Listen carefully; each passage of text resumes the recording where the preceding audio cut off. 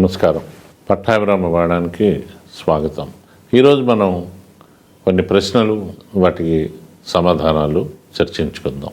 కామెంట్స్లో చాలామంది చాలా మంచి కామెంట్స్ పెడుతున్నారు, మంచి అడ్వైజులు కూడా ఇస్తున్నారు. I'm very happy. Everyday I'm learning. Right. ప్రశ్నలు కూడా జనరల్గా క్వశ్చన్స్ కాకుండా స్పెసిఫిక్ క్వశ్చన్స్ కొందరు అడుగుతున్నారు. మీరు గుర్తుపెట్టుకోండి, స్పెసిఫిక్ క్వశ్చన్స్ అడిగితే అది నేను చెప్పడానికి నా దగ్గర మ్యాటర్ ఉంది. బట్ వీటన్నిటికన్నా మించి చాలామంది వినేవాళ్ళకి ఒక కొత్త విషయం తెలుస్తుంది. ఓహో, ఇది కూడా ఒక సమస్య అని. ఉదాహరణకి నకుల్ రెడ్డి అనే ఒక ఆయన ఆస్ట్రేలియాలో ఉంటాడు. ఆయన ఒక సమస్య రాశాడు. మా ఫాదర్కి ఒక విచిత్రమైన అలవాటు ఉంది. అదేమంటే ఏదైనా అనుకుంటే తక్షణం చేయాలి. ఆయన అనుకున్న పని ఆయన చేస్తారు, మమ్మల్ని కూడా చేయిస్తారు. ఆయన ఎలాగంటే చిన్నప్పుడు ఒక సామెత, తలుచుకున్నప్పుడే తాత పెళ్ళి అన్నట్టుగా, ఇది అనుకోగానే అది వెంటనే అమలుపరచాలి. దాంతో నాకు తెలియకుండా నాకు కూడా జబ్బు వచ్చింది. అతను జబ్బు అని అన్నాడు అంటే అతను దీని గురించి స్టడీ చేసి ఉండాలి. నేను ఇప్పుడు ఏదైనా అనుకుంటే అది చేయాలి, అది ఖచ్చితంగా చేయాలి. ఇంకా నాకు ఫాస్ట్గా నేను చేసేయాలి అంతే. ఈ మధ్య ఒక కంపెనీలో పనిచేస్తున్నాను. 2-3 నాతో సరిగ్గా మాట్లాడలేదు. రిజైన్ చేయాలనుకున్నాను. లేదు, మళ్ళీ ఇంత మంచి జాబ్ దొరకదని మా ఆవిడ చెప్పినా నేను చేయాలి పగలు రాత్రి. ఇంకా మా ఆవిడ విసుగెత్తింది.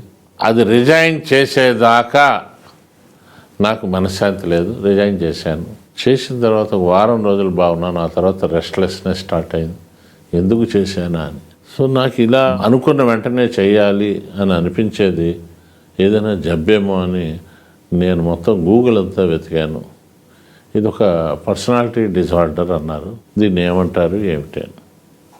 యూఆర్ రైట్ మిత్రమా. మనకి హ్యూమన్ పర్సనాలిటీలో 2 రకాల పర్సనాలిటీస్ ఉంటాయి. టైప్ ఏ, టైప్ బి. టైప్ ఏ అంటే అనుకున్న తడవుగానే చేయాలి.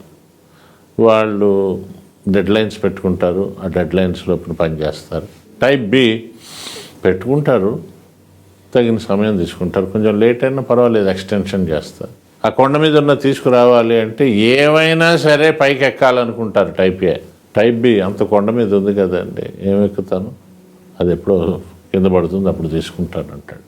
టైప్ ఏ వాళ్ళు పేపర్ మీద అన్ని పర్ఫెక్ట్గా చూస్తారండి.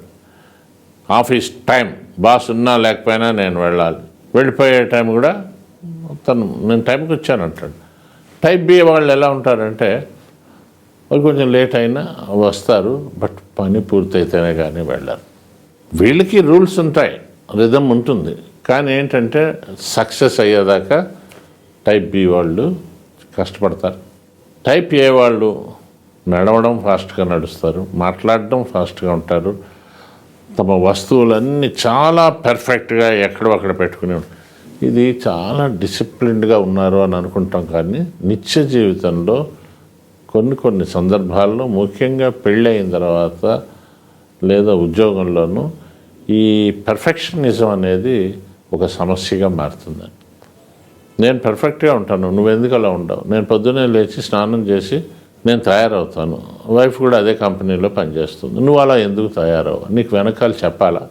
ఇలా మాట ఇదయ్యి ప్రాబ్లంలోకి వస్తుంది. సో ఇక్కడ దీనికి సొల్యూషన్ ఏంటంటే, మీరు మరీ టైప్ ఏలా ఉండొద్దు, అలాగని ఈజీ గోయింగ్ టైప్ బీలా కూడా ఉండొద్దు. టైప్ ఏ పద్ధతులు కొన్ని తగ్గించండి, ఎందుకంటే మీకు నచ్చచ్చు, మీరు ఒక డిసిప్లిన్డ్గా పెరిగారు. బట్ కొంచెం మార్చుకుని రిలాక్స్ అవుతూ ఉండండి. ఓకే, నేను ఆగుతాను అని.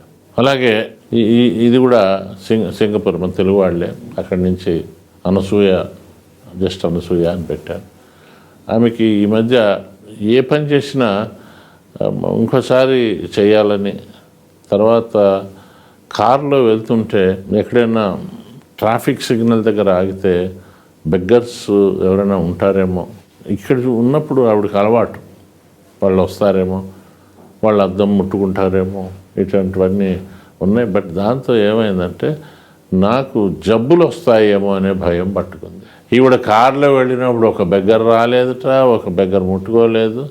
కానీ ఆ ఫీలింగ్ లోపల ఉండిపోయి ఆఫీసులో కూడా ఎవరైనా కొంచెం క్లీన్గా లేకపోయినా, లేదా ఎవరైనా కలీగ్ ఒక అమ్మాయి నేను పీరియడ్స్లో ఉన్నాను అని చెప్పినా వాళ్ళని ముట్టుకోవడానికి ఆమె ఇష్టపడట్లేదు. ఒకవేళ ముట్టుకున్నా ఇంటికి వచ్చి తల స్నానం, మొత్తం అంతా స్నానం చేస్తున్నాను. మా హస్బెండ్ కూడా ఎప్పుడైనా ఇలాగ పలానా ఫ్రెండ్ని కలిసి వచ్చాను, ఈ మధ్యన వాళ్ళ ఫాదర్ పోయారు అంటే స్నానం చేయిస్తున్నాను. ఇది వాళ్ళకి విసుగ్గా ఉంది. చివరికి నన్ను వాళ్ళు ట్రీట్మెంట్ చేయిస్తానంటున్నారు. ఇదంత జబ్బా. వద్దనుకున్నా పదే పదే చేయాలి అని అనిపించడం కూడా ఒక జబ్బేనండి.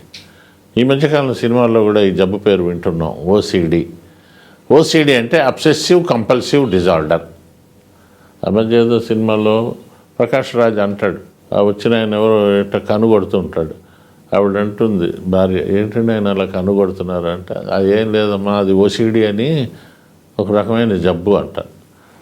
అంటే సినిమాలో అది వేరు, బట్ ఊరికి ఈ మాట అక్కడ పెట్టారు. ఓసిడి అంటే వద్దనుకున్నా చేసే పనులు. ఇవి 3 రకాలుగా ఉంటాయండి. ఒకటి శుభ్రం, రెండవది భక్తి, విపరీతమైన భక్తి, భజనలు చేస్తూనే ఉంటారు. అర్ధరాత్రి మెలకు వస్తే హనుమాన్ చాలీసా పెడతారు. ఇంకా బాగా టెన్షన్ ఎక్కువైతే సుప్రభాతం పెట్టుకుంటారు. దేవుడు కూడా పడుకోవాలి కదండి. ఇవన్నీ చేస్తే కోపం వస్తుందండి. మూడోది భయం, ప్రతి చిన్నదానికి కూడా. ఆ భయం రోగాలు వస్తాయని కావచ్చు, ప్రమాదం జరగబోతుందని కావచ్చు. ఈ ఓసిడి కానీ పెరిగితే ఓసిఎన్ అవుతుంది, న్యూరోసిస్. అప్పుడు ఇంక మందులు వాడాల్సిన పరిస్థితి వస్తుంది. సో దయచేసి అలాంటి వాళ్ళు డాక్టర్ దగ్గరికి వెళ్ళే పరిస్థితి రాకుండా, నాకు ఇగో ఇవాళ మా ఇంట్లో వచ్చి టీవీ ఎవరో ముట్టుకున్నారు, దాన్ని కడగాలనిపిస్తుంది, నేను కడగాను. కొందరు స్నానం 1 అవర్ చేస్తారండి. మీకు ఎంతో ఆశ్చర్యం కలుగుతుంది. అసలు ఇంట్లో వాళ్ళు ఎవరు తలుపు కొట్టకపోతే 2 గంటలు కూడా బాత్రూంలోనే కూర్చుంటారు. ఇట్లా నీళ్లు పడుతూ ఉంటాయి, మళ్ళీ ఇక్కడేదో పడ్డా ఇక్కడేదో.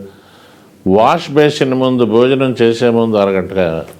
ఇవన్నీ మెంటల్ ప్రాబ్లమ్స్ రావడానికి దారితీస్తాయి. ఏమీ లేదని మిగతా వాళ్ళు ఇంట్లో ఎలా చేస్తున్నారో నేను అలాగే చేస్తాను. అన్నిసార్లే కడుక్కుంటా. బాత్రూంలోకి అలారం పెట్టుకుని వెళ్తాను. 10 మినిట్స్లో నేను బయటికి రావాలి.